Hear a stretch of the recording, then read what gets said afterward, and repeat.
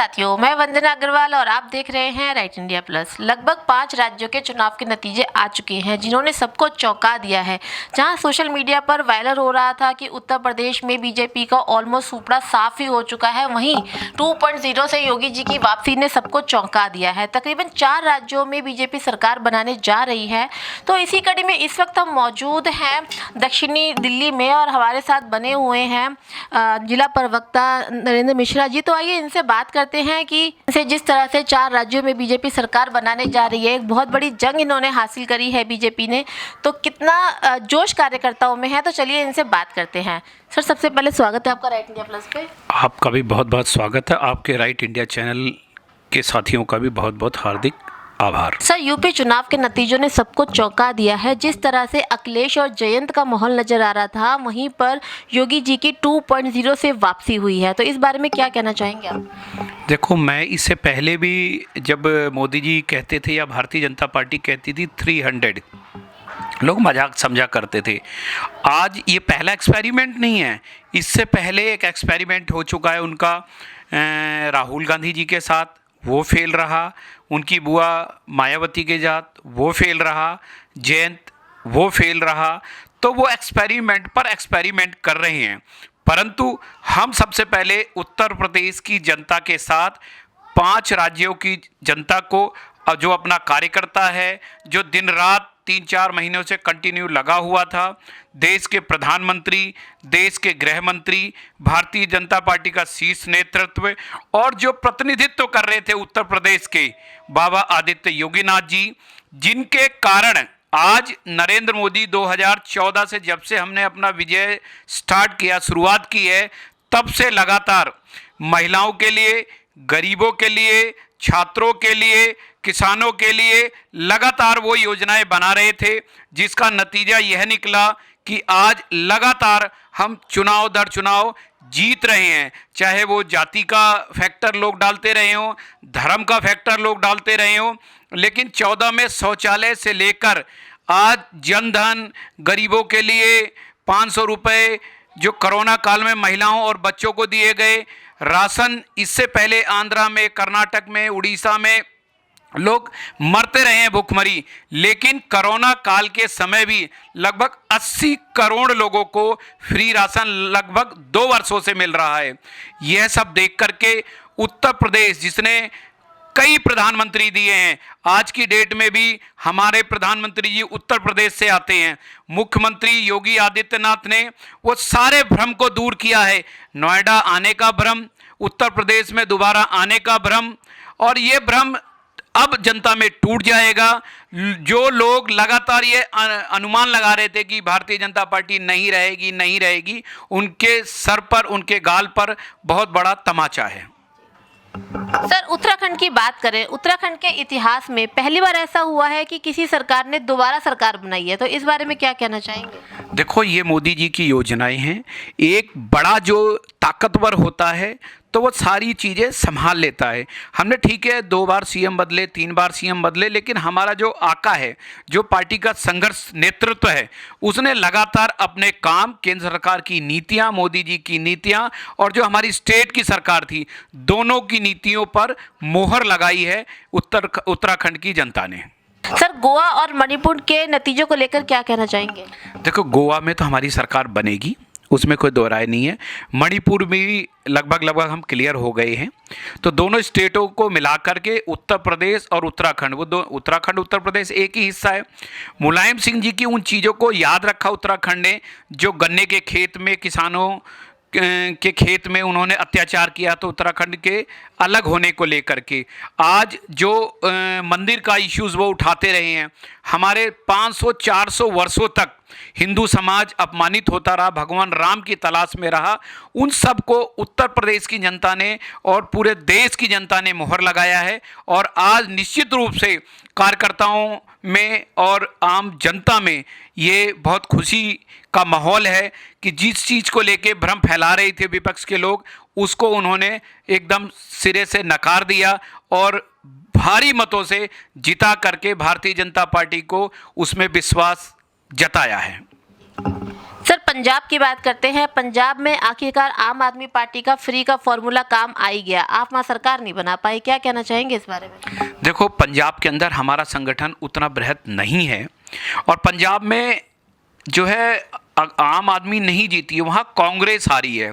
कांग्रेस ने जो सीएम बदला, सिद्धू जी, चरनी जी, इनकी नाकामयाबियों ने उसको वहाँ जिताया है।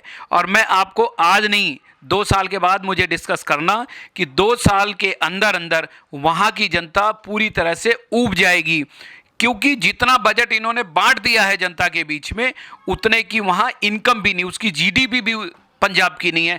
कैसे ये जनता को वहाँ संतुष्ट कर पाएंगे?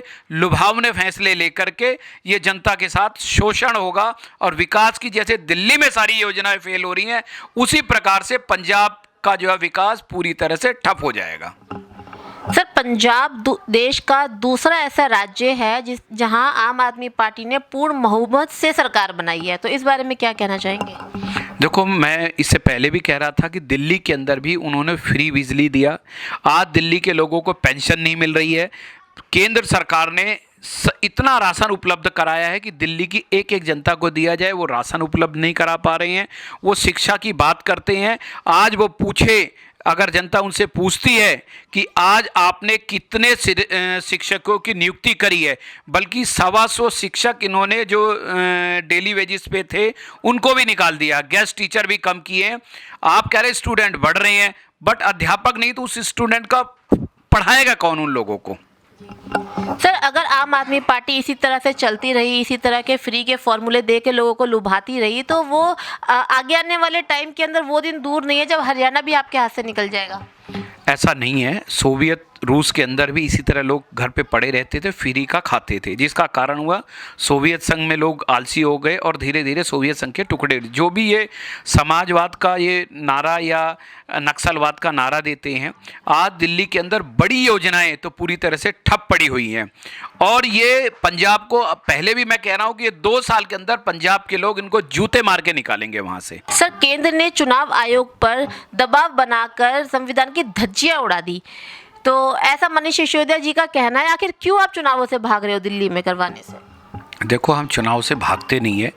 अभी 4 राज्यों के अंदर हम जीते हैं और दिल्ली के अंदर भी हम 3 बार जीते हैं नगर निगम के अंदर, और चौथी बार भी जीतेंगे। चुनाव आयोग का विषय अपना है। चुनाव आयोग जब सरकार यहाँ से संतुष्ट होती, चुनाव आयोग को देती है, तब वो आगे विषय लेकर के जाते हैं। आज क्योंकि मार्च और अप्रैल 2 महीनों में विद्यार्थियों को देख करके हो सकता है चुनाव को 1 महीने 2 महीने आगे पीछे कर दिए गए हों, परंतु मई के बीच में जो मुझे लगता है कि चुनाव हो जाएंगे, क्योंकि ये जो 3 निगम थे, इन तीनों निगमों को एक साथ करना था। उससे हो सकता है सरकार पे या निगम पे बजट ज़्यादा जा रहा हो, इस तरह की कोई प्रॉब्लम रही होगी, लेकिन ये केंद्र सरकार की अलग व्यवस्था है। लेकिन जो निर्वाचन आयोग है, जब ये क्लियर करेंगे, कोई ऑब्जेक्शन लगाया है और 1 महीने 2 महीने चुनाव होने से कोई फर्क पड़ने वाला नहीं है। डर लगता है इन लोगों को। हम तो लगातार स्टेट पर स्टेट चुनाव लड़ते हैं और एक चुनाव होता, दूसरा चुनाव, तीसरा चुनाव, हमारे कार्यकर्ता हमेशा तैयार रहते हैं। इन लोगों की योजनाओं पर पानी फिरता दिख रहा होगा, क्योंकि ये लोग टिकट बेच रहे थे। जिस तरह पंजाब यहाँ दारू की व्यवस्था करके पंजाब के चुनाव को लड़ा, उसी प्रकार यहाँ इन्होंने निगम पार्षदों से 50-50 लाख रुपए की सेटिंग की हुई थी। इनको लगा कि मेरा 100-150 करोड़ का लॉस हो गया है, इसलिए इनको चिंता हुई है। लेकिन चुनाव, मैं आपको एक कार्यकर्ता होने के नाते बताता हूं कि मई जून के बीच दिल्ली के अंदर नगर निगम के चुनाव हो जाएंगे। सर अभी जो आपने आम आदमी पार्टी पर जो आरोप लगाया है 50 लाख रुपए लेकर टिकट देने का, बहुत गंभीर आरोप है, इसे कैसे साबित करेंगे आप? मुझे पता चला है कुछ कार्यकर्ता जो आम आदमी के कहते फिर रहे थे कि भाई मैं तो इतना लेके बैठा हूँ, मैं इतना लेके बैठा हूँ, इसलिए भी पता लगता कि वो पुराने कांग्रेसी हैं। कांग्रेसी जिस तरह से करते थे वही आम आदमी कर रही है। इसलिए मुझे ये, मैं विश्वास के साथ कह सकता हूं कि जो केजरीवाल साहब का, मनीष सिसोदिया का दर्द है, वो टिकटों में आ रहे धन को रुक जाने के कारण परेशानी है। 2 महीने के बाद वो काम हो जाएगा, इसलिए संयम रखें। 2 महीने ये पेपर बच्चों के खत्म हो जाएंगे, तब तक एकत्रीकरण का विषय पूरा हो जाएगा। चुनाव मई जून में हो जाएंगे, 2 महीने पहले 2 महीने बाद में क्या फर्क पड़ता उससे। सर तीनों निगमों को एक करने की अब क्या जल्दी है, क्योंकि पिछली 2 बार से तीनों निगम अलग अलग हैं।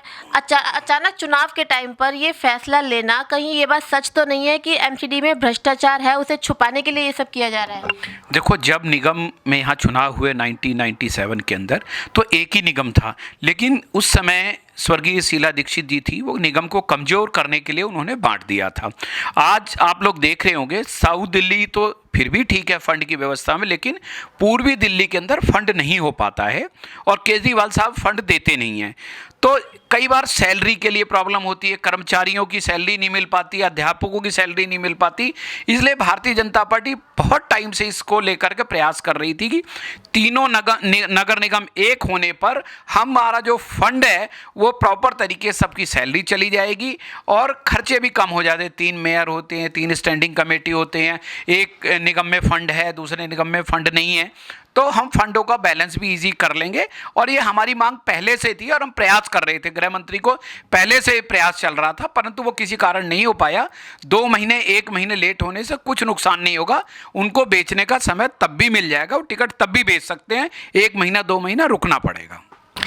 तो चुनाव आयोग द्वारा तारीखों का ऐलान ना करने पर आम आदमी पार्टी में एक काफी रोष देखने को मिल रहा है, एक झटका सा उनको मिला है, क्योंकि आम आदमी पार्टी ने पूरी तैयारी कर ली थी। अब ये देखना बहुत अहम होगा कि अगली सूचना चुनाव की कब आ रही है। तो देखने के लिए बने रहिए राइट इंडिया प्लस के साथ। नमस्कार।